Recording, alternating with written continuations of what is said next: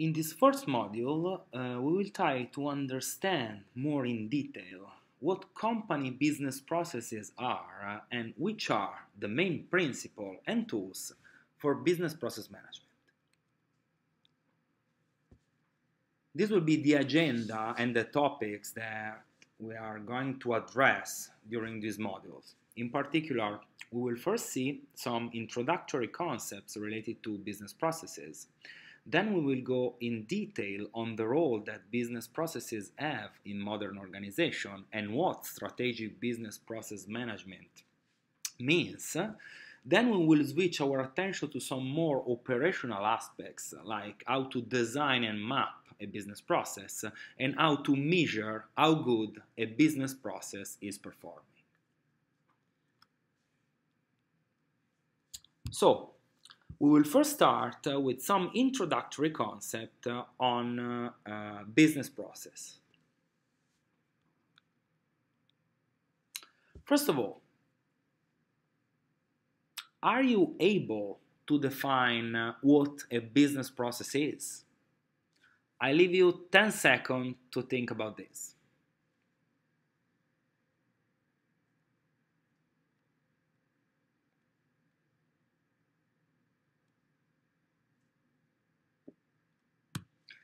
If you don't have any idea about this, I try to give you a simple definition.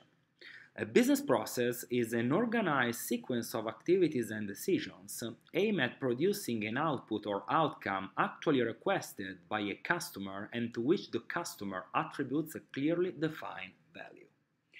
From this definition, we can already recognize several aspects related to business processes. For example, we know that business processes represent how works need to be done. We know that business processes embody the business strategy and the source of competitive advantage of a company, that business processes have cross-organizational boundaries, and that business processes sees many people involved in their deployment.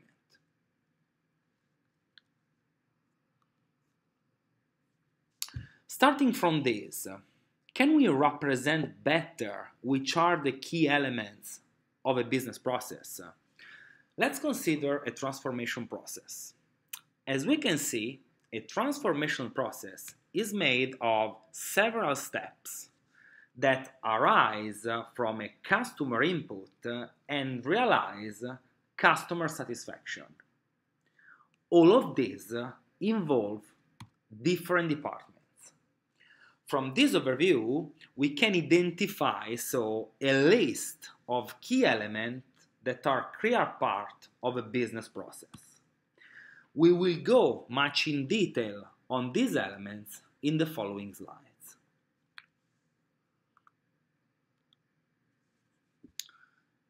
As we have seen, a process first must have an input, namely a specific product or service to be delivered to an internal or an external customer.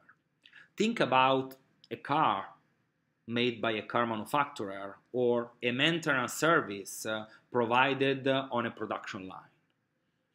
Then a process starts only following an input, which can be an information or a data which makes some needs evident.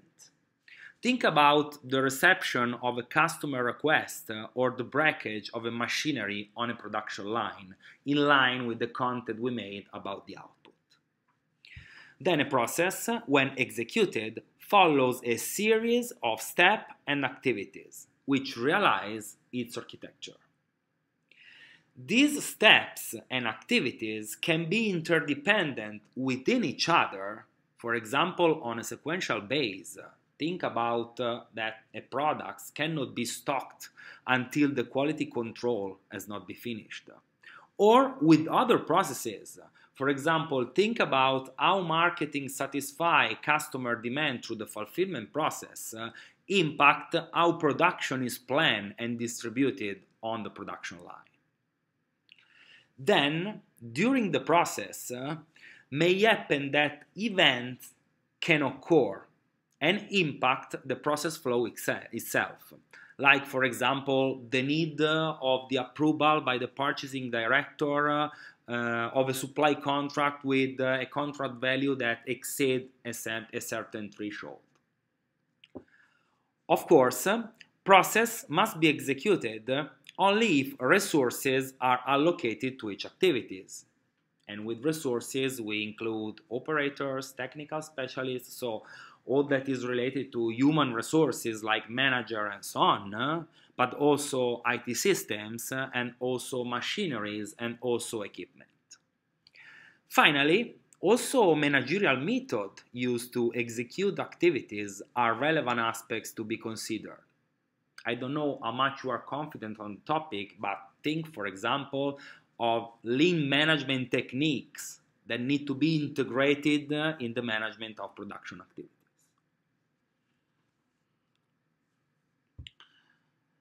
All these aspects needs to be clarified and well understood for every relevant process of a company, and their number can be very high. This is just an example, but as you can see, a company has its basic value chain made by the procurement, the production, and the fulfillment activities, so buy, make, and sell, and around them several other processes rotate and interact. You can see, for example, asset management, inventory, warehouse management, accounting, and so on. From this, we need to state very clearly that the business process world is very complex. And the first step is to have in mind a clear idea of which role each and one of them has for the company we are referring to. For example, let's see this list. First things to have in mind is the clear definition of each of these processes. For example, we can define procurement as that process including all the tasks involved in acquiring goods and services externally from the suppliers. For example, we can define production as the process including all the tasks involved in realizing a finished product to be delivered to the customer. For example, we can define logistics as the process including all the tasks involved in delivering efficiently and effectively a product or service to the final customer, and so on. Beside their general definition, of course, then each process finds its specific deployment according to the type of company and the organization we are referring to. For example, in the slides, what you see represented is a part of the sales and fulfillment process, namely the customer relationship management process. In the case for a company which relies industrial machinery for its customer. For each customer, a specific strategy is defined. So, for each customer, there is a specific customer relationship management strategy. And according to this, there will be different ways to manage their customer requests and complaints, measure customer satisfaction, and provide after-sales services. We can also see that the management of customer requests and complaints can be also split in further activities, in particular receive customer requests and complaints, route customer requests and complaints, and resolve these issues. So, given this complex and heterogeneous world of business process, the question is, can we find a structured way to classify these company business processes? Of course, the answer is yes. And a first framework has been provided in the past by a famous author, Michael Porter. Michael Porter, in a famous Harvard Business Review article, designed what today we call the value chain model. According to Michael Porter, processes are the core representation of how the company generates value for the customer. According to this view, he distinguishes two types of business processes. On one side, we have the primary processes, which directly contributes to the value creation for the final customer.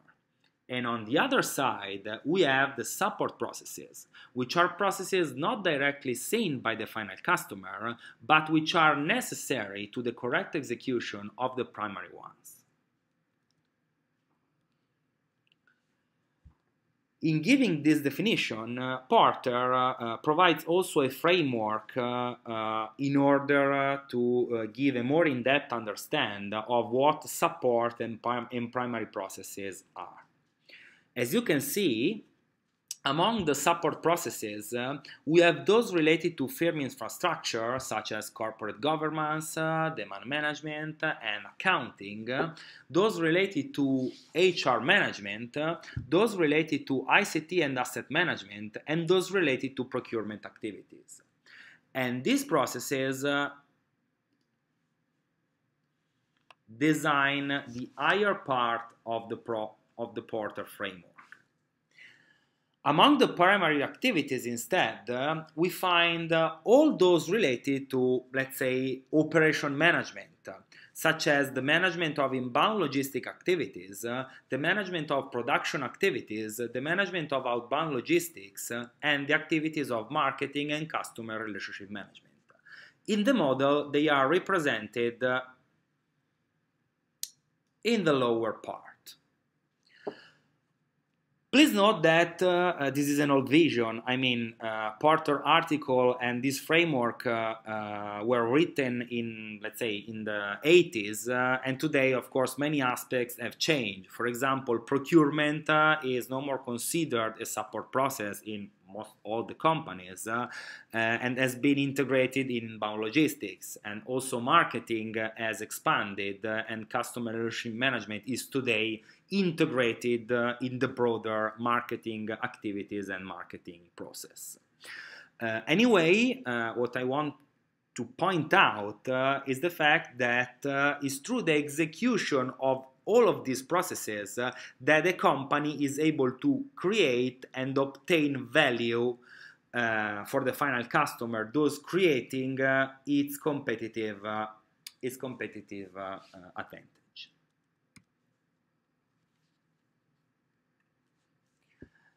Here, I have included an example of a value chain modeling coming from a very famous company, Starbucks, which I think all of you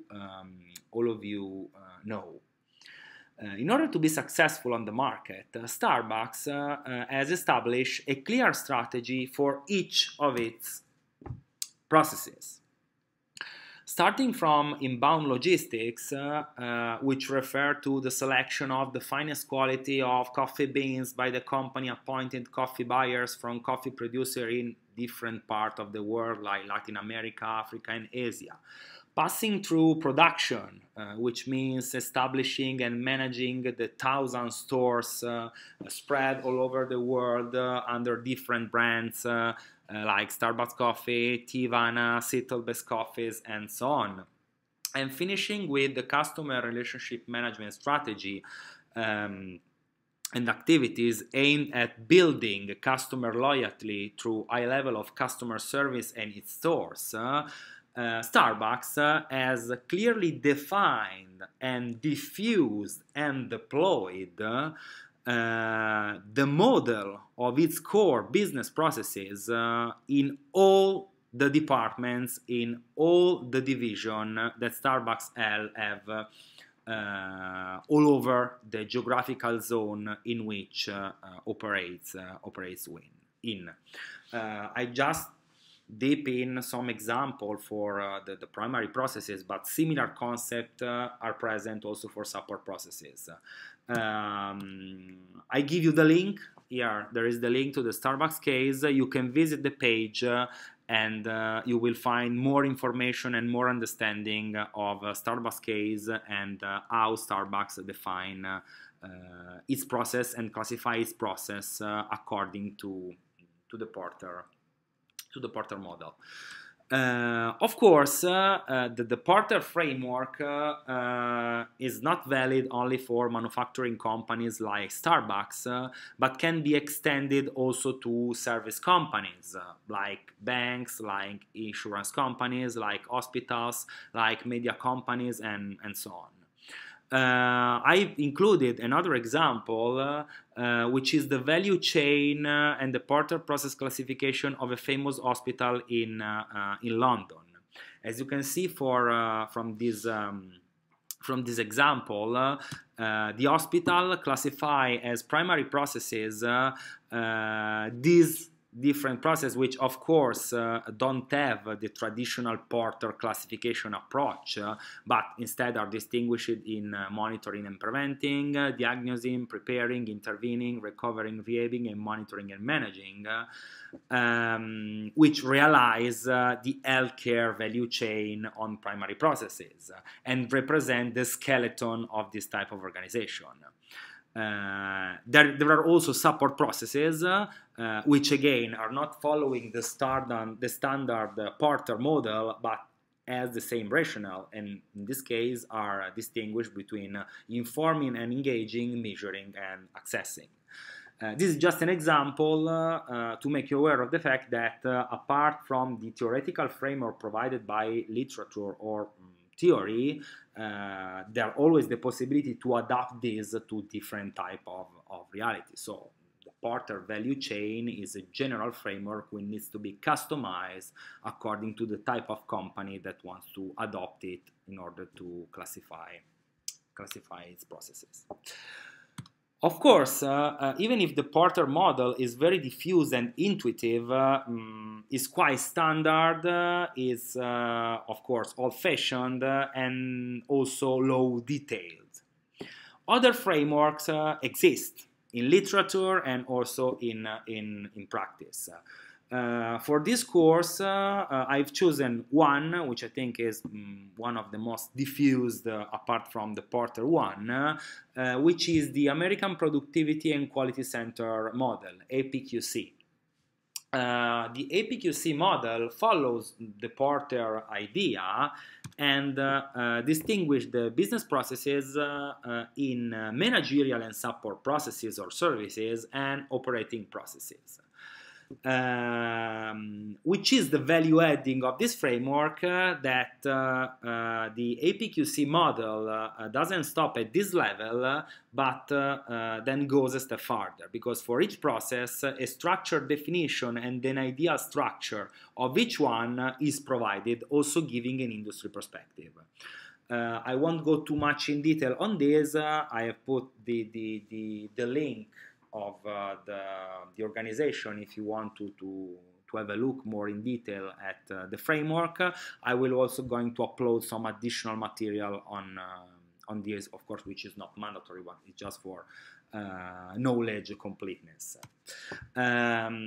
Just to give you an idea of what APQC does, for each type of process, so for process number 1 to process number 13, sub-processes are then listed, thus enabling the possibility to both starting from a framework realized by a recognized organization and also giving the possibility to make some benchmark with the company-specific implementation of the process and the process described in the framework. In the example, you can see which are the processes composing the develop vision and strategy, let's say macro process, and in particular how the sub-process of define the business concept and long-term vision should be structured according to APQC. So you will find this level of breakdown for each of the process included in the APQC framework. Related to what I told you in the previous slide and commenting the APQC framework, this description makes us aware of a new problem. which arise when we want to understand the company business processes, which is the level of breakdown of these processes. Why I'm pointing this out? Because, of course, as you can imagine, processes can have different level and unit of analysis. Let's make it let's see this through an example.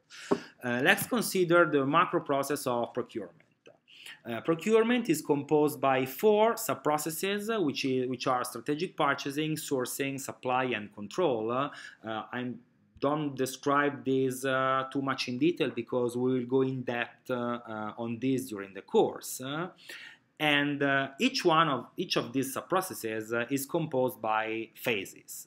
For example, for the sourcing phase, for the sourcing process, the phases are supply market scouting, supplier qualification, supplier selection, and contract management.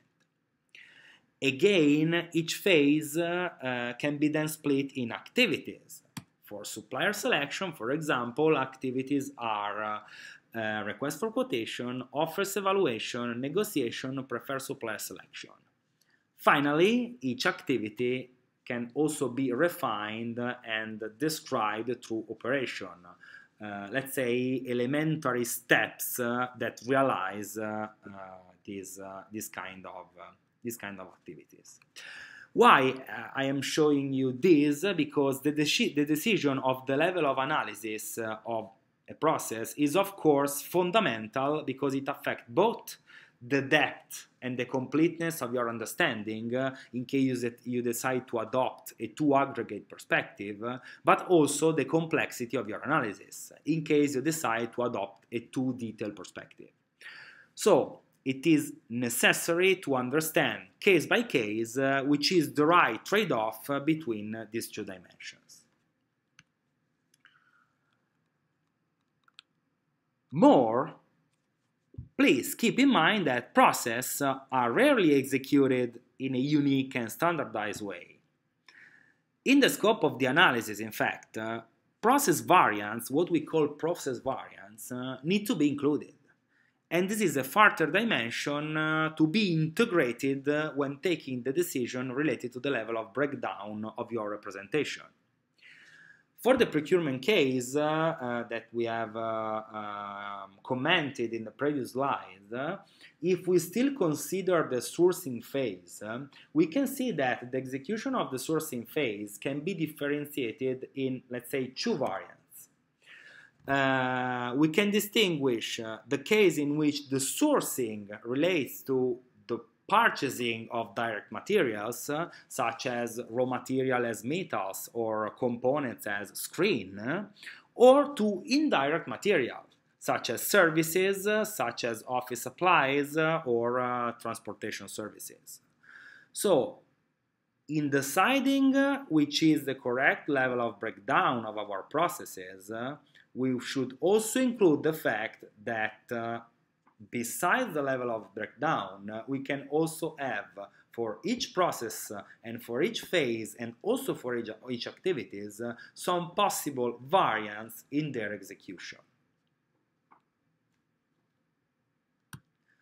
In order to give you a real understanding of the complexity of this choice and of what we have seen until now, let's consider the example of the customer care process in an hospital.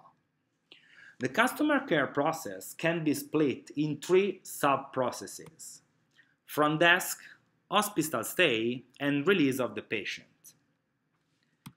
The front desk has 3 possible variants in its execution, because we can refer to a front desk for visit, a front desk for exam, and a front desk for admission.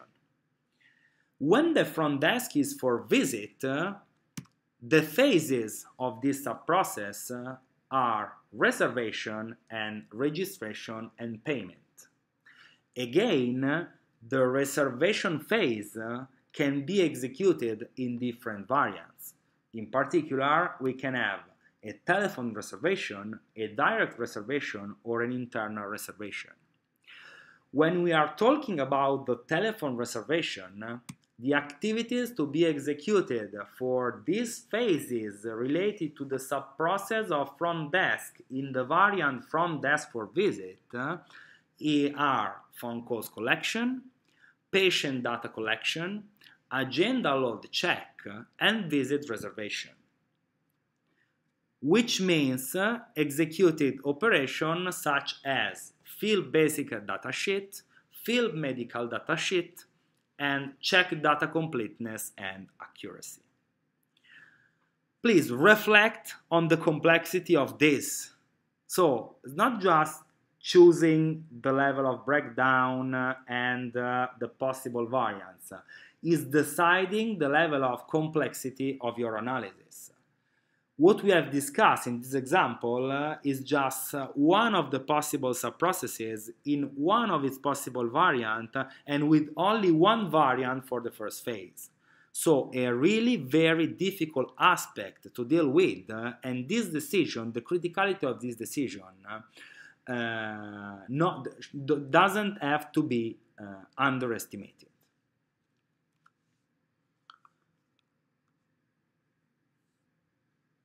Finally, among the preliminary concepts that I want to give you about business processes, I want to point out an aspect which is usually, let's say, confused. The difference between process and procedure. Because they are used as synonymous, but they really are a different concept. Because with procedure, we mean a list of formalized rules and course of action that must be followed on a certain path and on a certain order in order to correctly perform a task. These rules and courses of action can be more or less binding and can be also related to paper or technological flow. For example, a procedure can be the approving process, process that must be followed in order to give a credit grant. This procedure includes the list of rules and the responsibility that bind the process of credit granting. For example, the fact that before giving the last approval to credit grant, the credit manager must be consulted and must give its okay, his or her okay to make the process keep on and be concluded for the customer. Or, for example, another example of procedure is the submission procedure of a purchase order, which may include the list of steps and course of action that must be executed on the system to submit a purchase order. So we usually use IT system to submit a purchase order. IT system requires to follow a series of steps. This series of steps becomes the procedure to be followed when submitting a purchase order, so in the process of purchase order management. So we can conclude that a process represents a broader concept than a procedure. So a process, and we have seen so far what a process means and what a process includes, we can conclude that the process can include one or more procedures that are part of its system and can constrain the process, the activities, the phases in some of its part. So if all is clear, next step will be going more in depth in strategic business process management and principle of process management in efficient and effective process management within modern organization.